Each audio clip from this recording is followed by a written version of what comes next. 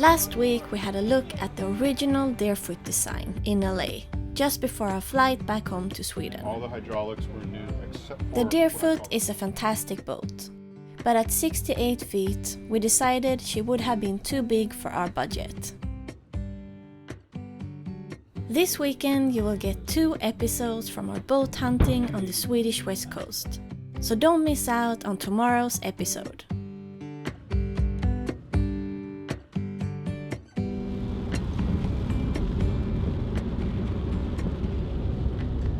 We're on our way to look at our first boat in Sweden. We're driving up the west coast, driving north of Gothenburg. It's about 3.5 hours from Malmö to Orust, which is a well-known boat building area. We're going to look at the Forgus 52 here.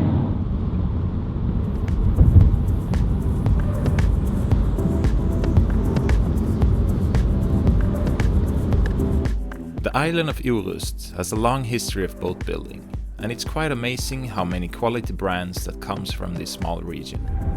To name a couple, Halbarasi, Najad, Sweden Yachts, Mahler, Forgus, Regina Yachts, Sea Yachts, and many more. We're here in Orust, Henån, at the brokerage here where we're gonna look at the boats. And by the way, this is our car that we bought the day after we got home. Second hand, $700. Call it the skrutten. It's like scrappy.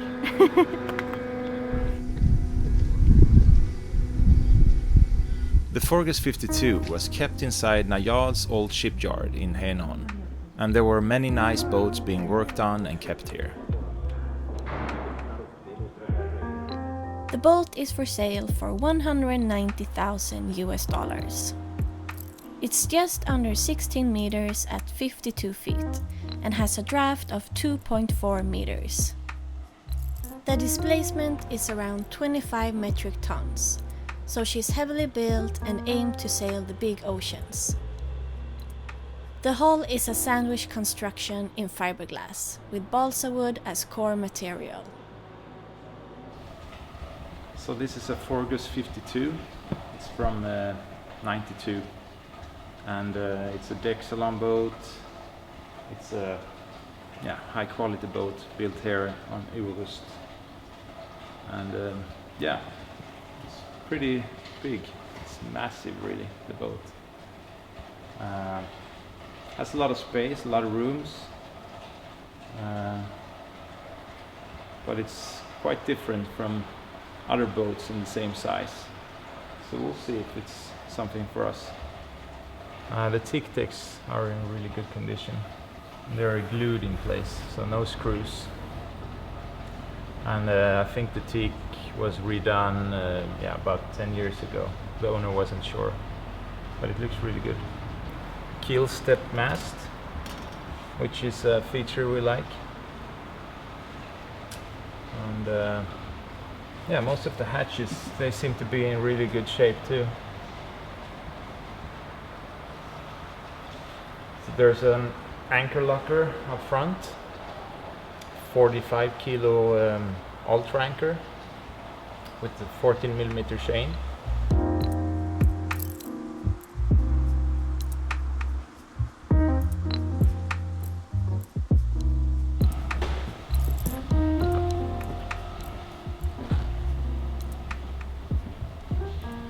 It's a center cockpit, big wheel. These aren't so long. I think comfortably you can sit two people next to each other on both sides. And here you can sit and steer. So I think these are electrical. Those are manual, and there's 2 more manuals up on deck. Any winches on the mast? Probably. We haven't seen the mast actually. The mast on this boat has a furling mainsail, and of course also on the head sail. And I think on a boat this size that could be a good feature.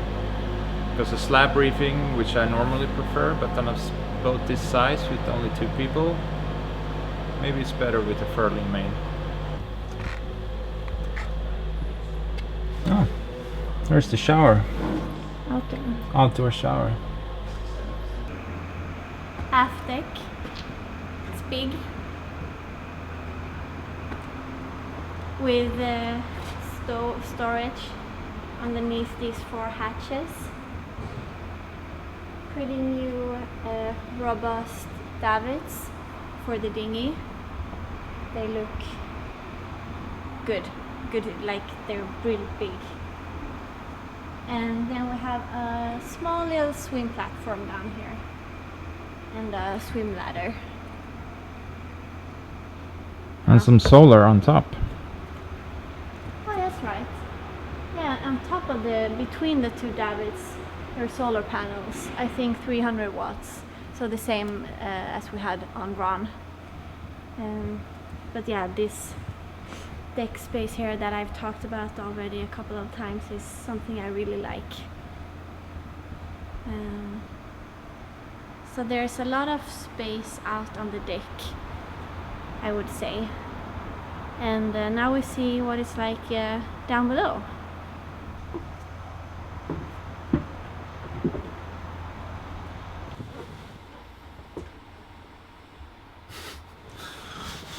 Yeah, this is quite hideous actually, so it's probably original too, but I like the room. It's a lot of light, and of course it's nice to be able to sit in here on a rainy day, to be able to look out. Also the steering station is nice, that you can have some of your night watches in here when it's bad weather. Can you see yourself there on a dark night watch? It would be nice to be able to sit inside and still have visibility outside, and yeah, it's a good view from here.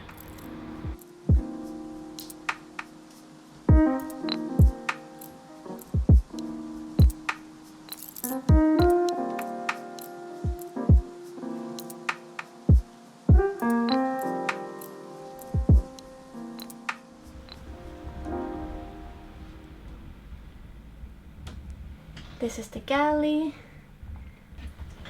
We have a Force 10. That's a very quality stove. Is it not gimbaled? Yeah, I think or it's is just it locked? It's locked. Yeah, so this is a bit unique design of the galley. 2 sinks. Have storage above the working spaces.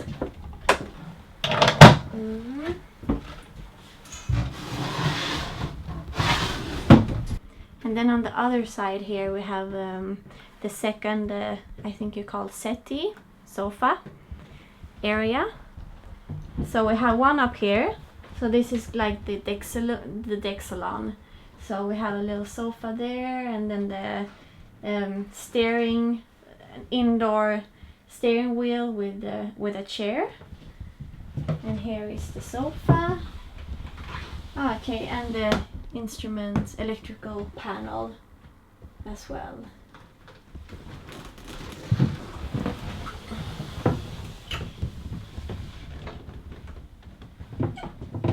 I think it's there's quite a lot of hatches and port lights, so you get in a lot of light, I think, because you get from the windows from the deck salon, the light comes down here as well. There's a lot of storage on this boat.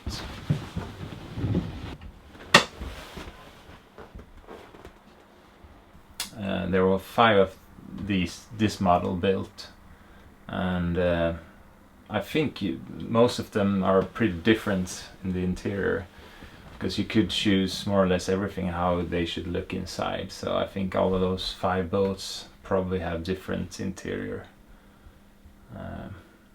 This one has mahogany. Everything is Honduras mahogany, I think, inside. looks pretty good. Of course, it's not a new boat, so there are some scuff marks and so on the interior, but looks okay. And if we continue forward in the boat, this is quite a narrow little corridor here. We have one guest cabin here with 2 individual beds. It's a bunk bed. And then here to the left, there is one, the lower bunk is a bit wider than the other ones, and then an individual as well. And here we have the second head with a shower and a toilet. So you shower here in the middle, and most forward there's like a V-berth, tiny one, which I think is have mostly been used as storage. Holding tank.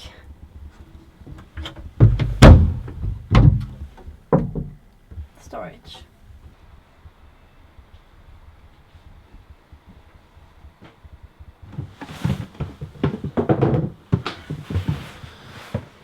So here's the engine compartment under the floor.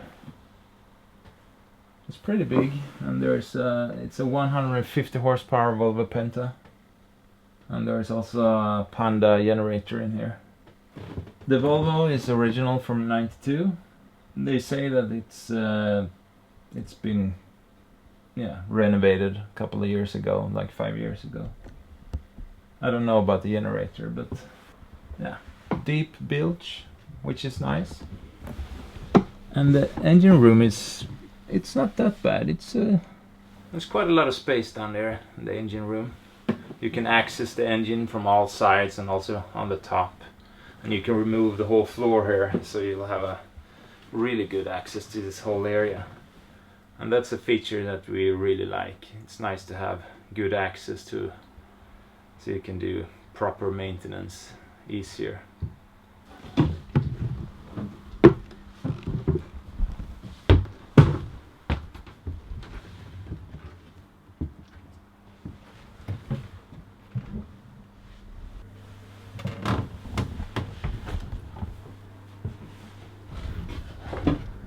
So här har vi då another cabin.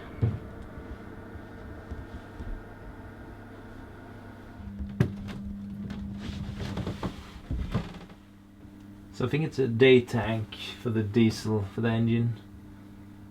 There's 3 diesel tanks on the boat. Cable steering. Looks pretty sturdy.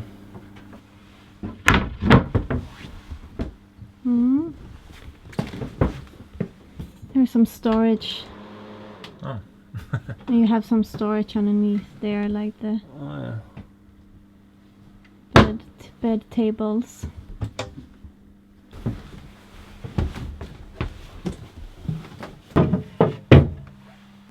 I usually try to have a look at the through hulls if they are changed since the boat was new.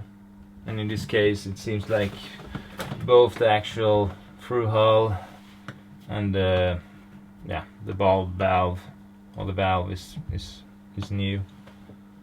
And also of course the steering, because on a boat like this the wires from the wheel up there all the way to the quadrant back there, they're pretty long, and there's a lot of wheels and stuff that there could be problems with, so it's nice to have a look at that as well. The floorboards are in pretty good condition, so they must have had them out and revarnished them. Looks pretty okay.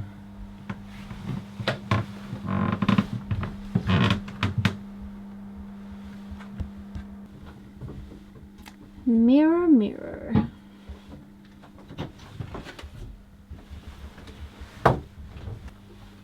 There's been some type of leak in here. There's a lot of salt buildup. Mm-hmm.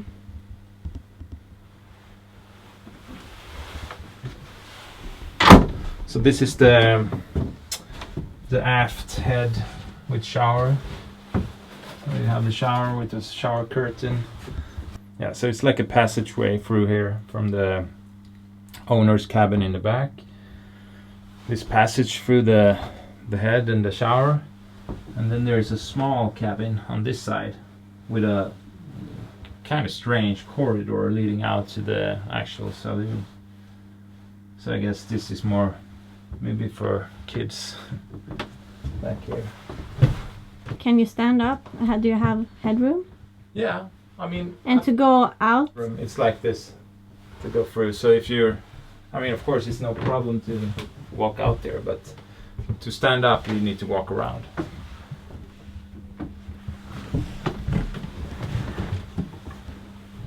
I bet kids would love this place. It's kind of cozy in here.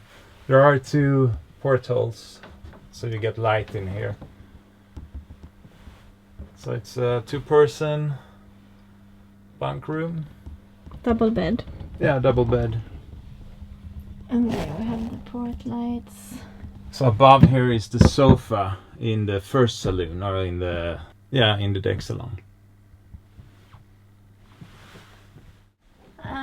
I think this boat would be perfect if someone is planning to have a lot of crew on board and want to fit a lot of people on board and to have actually their own cabins, because there are 5 cabins on this boat.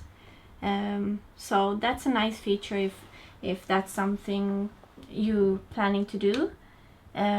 For us, it's not really what we need.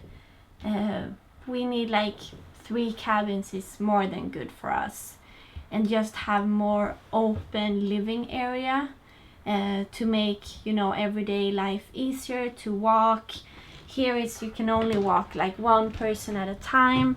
Same into the galley. I think you can only be 1 person in the galley pretty much, because it's quite small. And even when you walk here and into the galley, it's so tight. It's little. It's not a lot of floor space, which is something that is important for us. Just so you don't feel so snug all the time and feel that you have a little bit more space, because you're in this area all the time, like 24/7. So that's something that is important, and that we also learned on our previous boat, that is important for when you're living full time on board. Offshore, it's not always bad with small rooms, because you always have close reach to somewhere to hold on to. So being offshore and sailing, it's nice. It's just when you're sitting at anchor, then it's maybe not so nice to, you know, with all these small areas on the boat.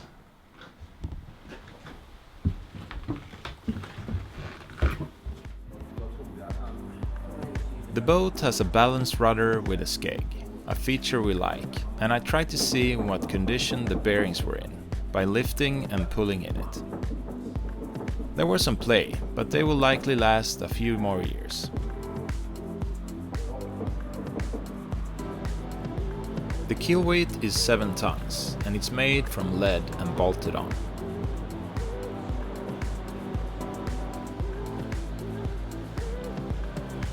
Don't miss tomorrow's episode, where we have a look at another boat in Hernon and give our opinion on both boats.